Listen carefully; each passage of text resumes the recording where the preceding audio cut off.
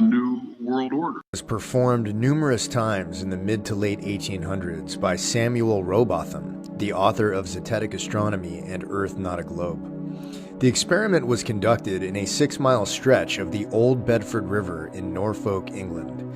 Rowbotham used a telescope positioned 8 inches above the water and observed a friend in a boat with a flag on its mast positioned 3 feet above the water. If accepted calculations of supposed Earth curvature were correct, at a distance of 5 miles, there would be a measurable drop of 16 feet due to the Earth's curvature, and the flag would not be visible. Keep something in mind before we continue. A person is smart. People are dumb, panicky, dangerous animals, and you know it. 1,500 years ago, everybody knew the Earth was the center of the universe. 500 years ago, everybody knew the Earth was flat. And 15 minutes ago, you knew that people were alone on this planet. Imagine what you know tomorrow. John Hampton, a friend and supporter of Rowbotham, offered a sum of 500 pounds sterling to anyone who could prove curvature and disprove the Bedford level experiment. A close colleague of Charles Darwin accepted the bet. His name was Sir Alfred Russel Wallace. Wikipedia and many other modern scientific references claim that Wallace easily debunked Rowbotham by factoring in atmospheric refraction and supposedly proving curvature of water in a 6-mile stretch of the Bedford River. Wikipedia also states that the referee of the experiment was the editor of a scientific journal called The Field, and that he promptly paid Wallace after he easily won the wager. Here's what Wikipedia and other science books fail to explain. The referee in question was John Henry Walsh, editor of The Field. He was not present on the day of the bet and was replaced by a local apothecary named Mr. Coulter. An apothecary, by the way, is similar to a pharmacist and was responsible for making all known medications of that era, including very potent opiate painkillers. John Hampton stated in his manuscript, The Bedford Canal Swindle Exposed, that Coulter was a major slacker and paid no attention whatsoever to the specific variables of the bet. Alfred Wallace had complete control of all factors and measurements necessary to manipulate the experiment to demonstrate imaginary curvature of water.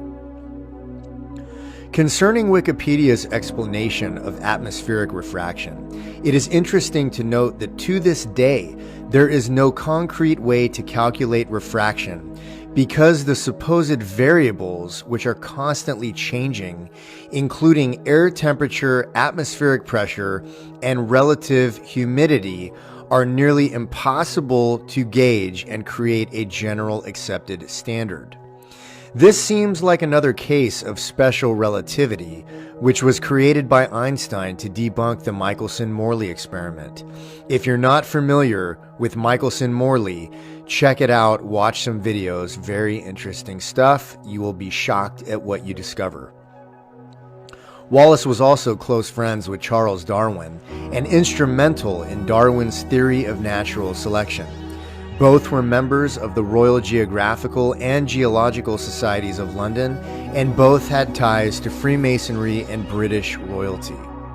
The Bedford level experiment had to be debunked at any cost because it challenged the Newtonian paradigm, which still governs scientific theory today. Linear causality does not account for quantum mechanics and spiritual components, which are beginning to cause a massive rift in the left-brain logical scientific community that is without explanation for a lot of observable phenomena we witness today. Rowbotham and Hampton were up against some of the most powerful people in the world who would go to any lengths to preserve the Newtonian paradigm. The reality about water is that it is level and will always travel to a place to find its level. With modern technology, it's easy to see that it is scientifically impossible to detect or measure supposed curvature of the Earth. You may ask, how could a lie this big be told for this long and be accepted as the core belief of our existence on this supposed planet? This should answer that question. Once the belief system is buried in the back of your mind as a child, the stresses and responsibilities of adulthood prevent any questioning whatsoever of this indoctrination. It is also socially unacceptable to question the most simple and generally accepted scientific dogma of our time. Not to mention the fact that any mention of the concept of us living on a flat plane instantly brings images like these into our consciousness. We all remember the fairy tale about the voyage of Christopher Columbus and that they believed they were going to fall off the edge of the earth. Utter nonsense. Imagine what would happen if humanity realized that they were at the center of the universe, which was created by intelligent design, protected by a firmament, and we were not hurtling through space on an imaginary spinning ball. By the way, NASA still can't provide us with a high-definition, unphotoshopped picture of the Earth, despite an annual budget that ranges between $12 and $18 billion. If astronauts were really up there, you think someone could at least snap a picture on an iPhone.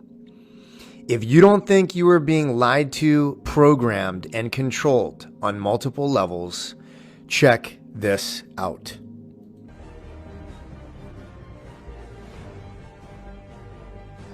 It's proof right there. This is an official NASA photo of the first Apollo 11 lunar module landing on the moon. I mean, it's right there. This is proof, man. It's the picture's right there. It's landing on the moon. But the only problem I have with this picture is that it's taken from the moon. I don't know what the big deal was with being the first guy on the moon. It seems the camera crew was already there. Hey, all right. Do you see Photoshop? Yes. Yeah. Okay. And if those of you think this technical difficulty was planned and think I'm scamming you, go do it for yourself. I'm going to zoom in on the Earth in Photoshop. You see the Earth? Yep. Okay. I'm going to go to Image, Adjust, Levels, and I'm going to bring the levels over here. And I'm going to bring the levels up. Uh-oh. What is that? Oh, wow. Yeah, wow. Why is there a square box around the Earth allegedly taken from the scientists on the moon in Apollo 17? Then you got other pictures like this, the blue marble, right, that come out. Okay, well, there's a big problem with the blue marble, and I'm going to zoom in here and show you what the problem is. These are all composite images where they are really not very good at Photoshop because they're using the Photoshop clone tool to replicate clouds. Earth, throughout its life, even when it formed, it was spinning, and it got a little wider at the equator than it does at the poles. So it's not actually a sphere, it's oblate, and officially it's an oblate spheroid. That's what we call it. But not only that, it's slightly wider below the equator than above the equator. A little chubbier. A little chubbier. Yeah. Chubby's a good way. It's like pear-shaped. So hopefully you're still with me. If we were living on a spinning ball that was spinning at the equator at a speed above 1,000 miles an hour, it would be impossible for water to remain on this ball. There is no situation in nature where physics can prove to us that gravity will hold water around a ball like they claim it does. And when you were in kindergarten and you asked your teacher or your parents how people in Australia walk around and do what they do upside down, you were onto something. But because we were not educated, we were indoctrinated, we were taught never to question the official narrative about anything. So that's where this is going. And when you sit back and look at the magnitude of the deception, it's really unbelievable how this has gone on for this long.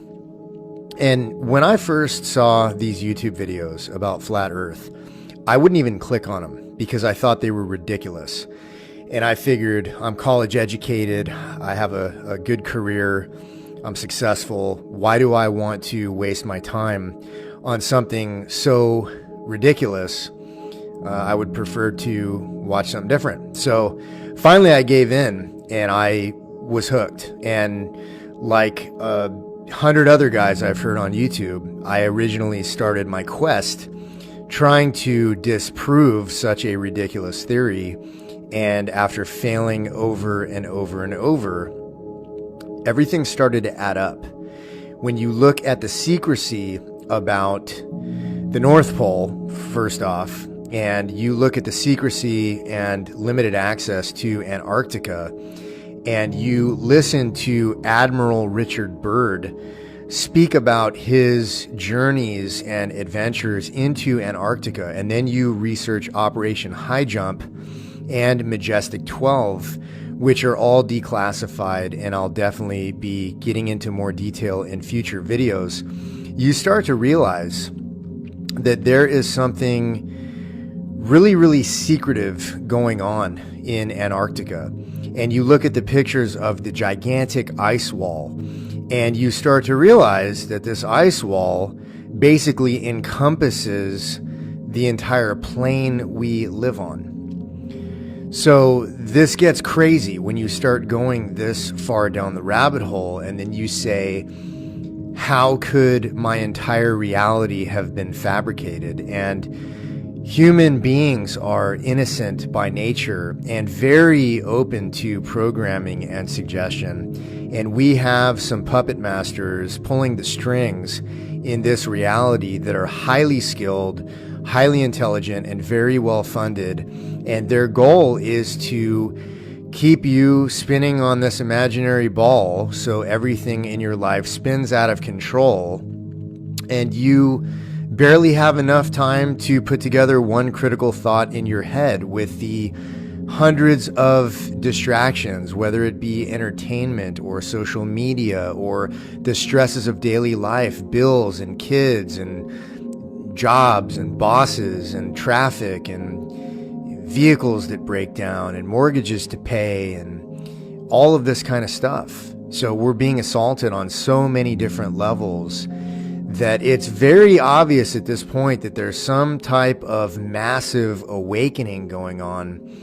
Because if you would have told me 6 months ago that I would be investigating these type of topics on a YouTube channel, I would have told you you were crazy. And, you know, at the end of the day, it doesn't matter what other people think about you. There's a really good meme. It says, I used to care what other people thought about me until I tried paying my bills with their opinions. And the reality is you're not going to pay your bills with anybody's opinions but your own. So, and it's also fascinating too that the haters just come out in droves when you start making videos like this, man. People hate this stuff because it either makes them feel really insecure that their fabricated reality is starting to crumble like a house of cards, or they really wish they were flying through space on a spinning ball, circling a gigantic ball of fire,